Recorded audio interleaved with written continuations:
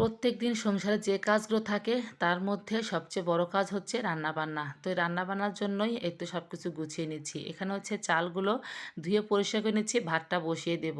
Hello সবাইকে, সবাই কেমন আছো? আশা করি ভালো আছো আর আমিও ভালো আছি। তো চলো আজকে আমি কি রান্নাবান্না করি। তো এখানে হচ্ছে ভাত বসিয়ে দিলাম রাইস কুকারে, আর এই ৫-৬টার মতো আলু দিয়ে দিলাম। একটা বড় সাইজের আলু আর ৩-৪টা হচ্ছে এই তো একটু ছোটো সাইজের আলু। কারণ আলু ভর্তা দিয়ে গরম ভাত খেতে বেশ ভালোই লাগে। তো এখানে হচ্ছে সবজিগুলোও কেটে নিয়েছি। এখানে লাউ কেটে নিয়েছি কুচি করে, মাছের ডাল রান্না করব। আর এখানে আলু করলা কেটে নিয়েছি ভাজি করার জন্য। করলা ভাজি খেতে আমরা কিন্তু মোটামুটি সবাই পছন্দ করি। তো যাই হোক একটু কষলে কষলে ধুয়ে নিচ্ছিলাম। করলা আর আলু অনেকক্ষণ হলে কেটে রেখেছি, ধোয়া হয়নি।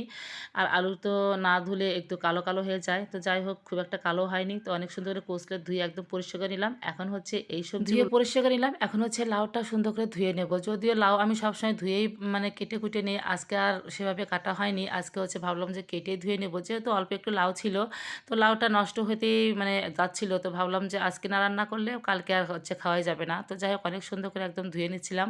আর আমি হচ্ছে জলটা ভালো করে চিপেই নিচ্ছিলাম। এমনিতেই লাউয়ে তো প্রচুর জল, আর ধুয়ে বানালে একটু জলটা কম থাকে। কিন্তু যেহেতু আমি বানিয়ে ধুচ্ছি, জলের পরিমাণটা একটু বেশি হবে। তো যাই হোক এ পর্যায়ে আমি দুটো সবজির মধ্যে লবণ দিয়ে দিলাম। কারণ করলা যদি একটুখানি লবণ দিয়ে মাখিয়ে রাখা যায়, তিতে জলটা বের হয়ে যায়। আর লাউটা যদি আমি একটু লবণ দিয়ে মাখাই, তাহলে দেখা যায় লাউয়ের মধ্যে থেকে এক্সট্রা যে জলটা থাকে সেটা বেরিয়ে যায়।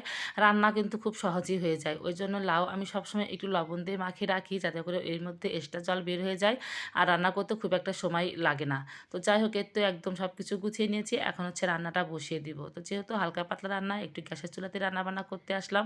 তো কড়াইয়ে তেল দিয়ে দিয়েছি, তেলটা গরম হয়ে গেছে। আমি তো সবসময় সরিষার তেলে রান্না করি, কারণ সরিষার তেলে রান্নায় এত মজা লাগে। তো যাই হোক আজকে আমি হচ্ছে এই তো করলা ভাজি করে নিচ্ছি সরিষা তেল দিয়ে। আর এই তো করলাগুলো দিয়ে দিলাম। এ পর্যায়ে কিন্তু অনেকখানি জল বের হয়ে গেছে, জলটা ফেলে দিলাম। তো যাই হোক এই তো হলুদ লবণ দিয়ে এখন নাড়াচাড়া করে নিচ্ছি, কারণ করলা যদি একটু তিতা ভাব থাকে তাহলে বাচ্চা কাচ্চারা খেতে চায় না। ওই জন্যই আমি একটুখানি লবণ দিয়ে মাখিয়ে রাখি, যাতে করে তিতা জল বেরিয়ে যায়। আর এত সুন্দর করে ভাজি করব, তখন বাচ্চা কাচ্চারা এত সুন্দরভাবে খায়।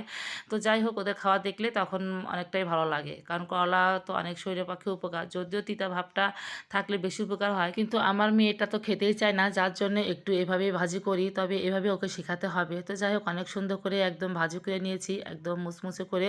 আর এভাবে করলা ভাজি করলে কিন্তু গরম ভাতের সাথে খেতে অনেক মজা লাগে। তো এই তো আমি হচ্ছে করলা ভাজি করে নিয়ে এখন হচ্ছে বেশ কয়েকটা এই তো হচ্ছে শুকনো মরিচ ভাজি করে নিচ্ছি। আর এই মরিচগুলো একটু হচ্ছে সুন্দর করে ভাজি করে নেবো। আর মরিচগুলো যখন ভাজি করে নিচ্ছিলাম অনেক সুন্দর একটা স্মেল বের হচ্ছিল, কারণ এই মরিচ ভাজিতে আজকে আমি হচ্ছে ঝাল ঝাল করে আলু ভর্তা মাখাবো। যে আলু ভর্তাটা দিয়ে নিলাম। তো যাই হোক এই তো মরিচগুলো ভাজি করে রেখে দিচ্ছি এক সাইডে। কিছুক্ষণ রেখে দিলে একদম মচমচে হয়ে যাবে ঠান্ডা হয়ে। আর এই পর্যায়ে আমি দিয়ে দিলাম কড়াই একটুখানি তেল, তারপর দিয়ে দিলাম হচ্ছে পাঁচফোড়ন আর কাঁচামরিচ অনেক সুন্দর করে ভাজি করে নিয়ে মাছের ডালটা একটু ভাজি করে নিলাম, কারণ তেলে যদি মাছের ডাল ভাজি করা যায় এত সুন্দর একটা স্মেল বের হয় কি বলবো, মানে স্মেলেই খাওয়ার আগ্রহটা বেশি বেড়ে যায়। তো অনেকক্ষণ একটু ভাজি করে নিয়ে তারপর হচ্ছে এখন লাউটা দিয়ে দিব। আর এই মাছের ডাল দিয়ে লাউয়ের ঘন্ট অসম্ভব মজার একটা খাবার।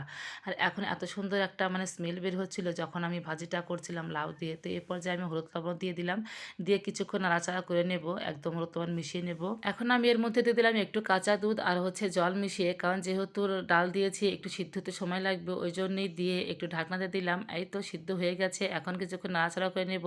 তো এ পর্যায়ে আমি একটুখানি চিনি আর আটা দিয়ে দিব, কারণ যেহেতু দুধ দিয়েছি চিনি দিলে একটু খেতে মজা লাগবে, আর আটা দিলে একটু আঠালো ভাব হবে।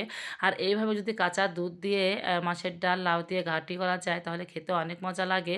তো যাই হোক এই তো লাউয়ের ঘাঁটিটা নামিয়ে নিয়ে এদিকে আবার ভাতের মধ্যে থেকে আলুগুলো বের করে নিয়ে এই তো আমি হচ্ছে সিদ্ধটা মাখিয়ে নিলাম অনেক সুন্দর করে একদম শুকনো মরিচ দিয়ে ঝাল ঝাল করে। তো যাই হোক এভাবে ঝাল ঝাল আলু ভর্তা খেতে কিন্তু বেশ মজাই লাগে।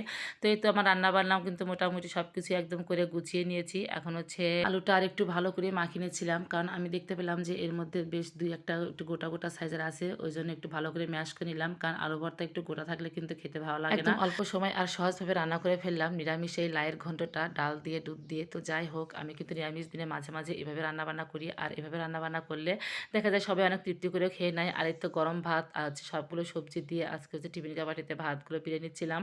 তো এই তো সব কিছু গুছিয়ে নিচ্ছি, একটু পায়েস হতে দিলাম। আর এই পায়েসগুলো হচ্ছে ছানার পায়েস, গতকালকে রাত্রে রান্নার। তো যাই হোক আজকের ভিডিওটা এই পর্যন্তই। আর আজকে আমার রান্নাবান্না কেমন হয়েছে সবাই কিন্তু অবশ্যই জানাবে। তো ভিডিওটা ভালো লাগলে অবশ্যই লাইক কমেন্ট শেয়ার পাশে থেকো। দেখা হবে নেক্সট ভিডিওতে। সে পর্যন্ত সবাই ভালো থেকো, সুস্থ থেকো, টাটা।